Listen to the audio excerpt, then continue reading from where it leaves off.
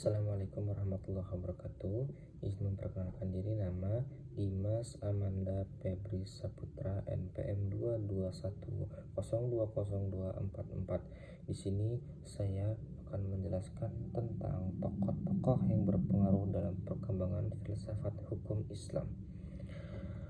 Tokoh-tokoh yang berpengaruh dalam perkembangan hukum Islam diantaranya, yang pertama ada Al-Kindi. Al-Kindi hidup pada tahun 796 sampai 873 Masehi. Pada masa Khalifah Al-Makmum dan Al-Muttasib, Al-Kindi menganut aliran Mu'tazilah dan kemudian belajar filsafat. Menurut Al-Kindi, filsafat yang paling tinggi adalah filsafat tentang Tuhan. Al-Kindi berpendapat yang termulia dan tertinggi derajatnya adalah filsafat utama, yaitu ilmu tentang yang benar yang menjadi sebab dari segala yang benar.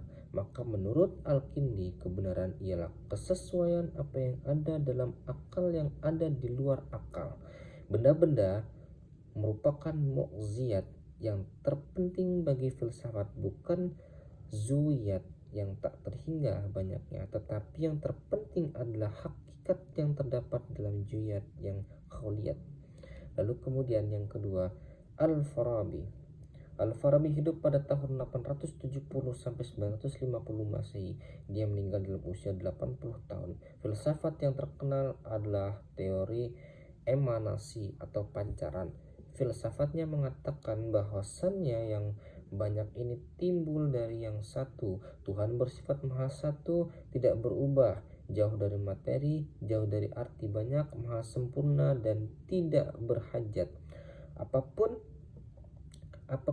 Kalau demikian hakikat sifat Tuhan, bagaimana terjadi dalam materi yang banyak ini dan maha tahu. Al-Farabi juga terkenal dalam bidang politik dan karya yang paling terkenal adalah kitab penduduk Al-Madinah Al-Fadilah atau kota atau negara utama. Menurutnya, manusia tidak dapat hidup sendiri dan selalu membutuhkan bantuan dari orang lain. Maka dari itu manusia terus menjalin hubungan antara manusia satu dengan manusia lainnya. Lalu yang ketiga, Ibnu Sina. Ibnu Sina lahir pada tahun 980 Masehi dan wafat di Isfahan tahun 1037 Masehi. Pemikiran terpenting yang dihasilkan dari Ibnu Sina adalah tentang jiwa. Ibnu Sina juga menganut pahaman pancaran. Jiwa manusia memancar dari akal ke-10.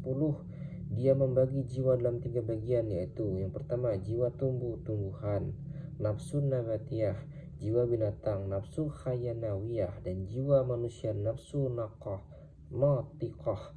Filsafat tentang wahyu dan nabi ini berpendapat bahwa Tuhan menganugerahkan akal materi yang besar langsung dapat berhubungan dengan akal aktif dan mudah dapat menerima cahaya atau wahyu dari Tuhan.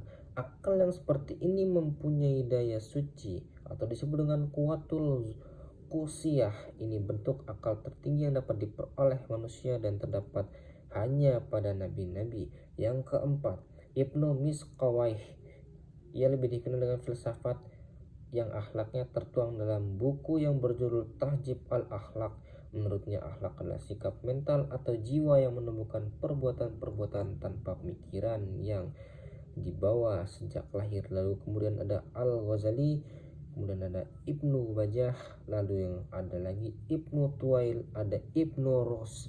Lalu kemudian tokoh-tokoh filsafat yang ada di Indonesia, yang pertama itu ada Syekh Ahmad Khatib Al-Minangkabawi pada tahun 1860 sampai 1916 masih. Syekh Ahmad Khatib Al-Minangkabawi adalah seorang ulama besar dari Indonesia yang menjadi imam dan khatib di Mekah Masjidil Haram, sekaligus menjadi mufti mazhab Syafi'i pada abad 19 sampai awal abad ke-20. Lalu yang kedua, Kiai Haji Hasim Asy'ari 1871 sampai 1947 Masehi. Kiai Haji Asy'ari sebagai pendiri Nahdlatul Ulama, ormas terbesar di Indonesia, ormas Islam terbesar di Indonesia, merupakan sosok yang memiliki pengaruh yang cukup besar dalam mengatur stabilitas kebangsaan dan Islam, baik dalam pemikiran akliyah maupun pergerakan amaliyah, sehingga berdiri sebagai negara kesatuan Republik Indonesia. Selain itu juga peran penting Kiai Haji Hasyim Asy'ari sekaligus sebagai penasihat sekaligus legitimator dalam upaya menjaga kesucian Islam di tingkat internasional, yakni polemik para penguasa di tanah Hijaz. Lalu kemudian ada Syekh Hasbi As-Siddiqi.